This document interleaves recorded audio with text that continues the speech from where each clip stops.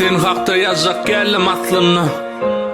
Yöne yatlamalar gezip görmen katsımdı.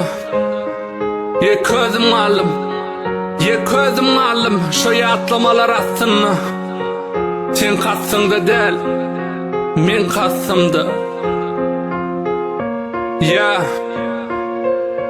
da crazy, yine fetre geçirlen ömür. Yarım gelmez, yüzüm gülmez, ömrüm boşar dolmaz, sensiz atla bolmaz. Yakın şemim sönmez, yatlama hiç ölmez. Karadaş oldum senim almaz, senden özge sulhum almaz. Yıkılan bedenim kalmaz, ikimiz akbal bir yolu salmaz.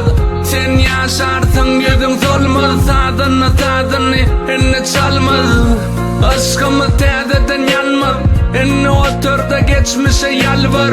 Inni arkayın mol dilber, inni oraycı gaydıp yazmar. Sana yazmar dilber, inni otur da yalvar, otur da yalvar, geçmişe yalvar. Bağıtma, sınlakay gözletin bağıtma, yanlışını düzletin muğutma. Dine boş kurletin tağıtma, halal işe derletin bağıtma. Sınlakay gözletin bağıtma, yanlışını düzletin muğutma. Dine boş kurletin tağıtma, halal işe derletin. Aşkına yanıp kıydım, kucağımda yılayardın. Niyeti Allah kılsam, baktımı dileyerdim. Bağıt yok bunu, yüreğim onu, harmanım seni, harzımı dinle. Günü beni yaktın yalancı dünya, kursam diyerdim amarat, gülşün yalanını barat. Bolsun toyun mübarek, sen mırede var balta vadat. Deyiptin bir mahal, din ayırar bizi ölüm.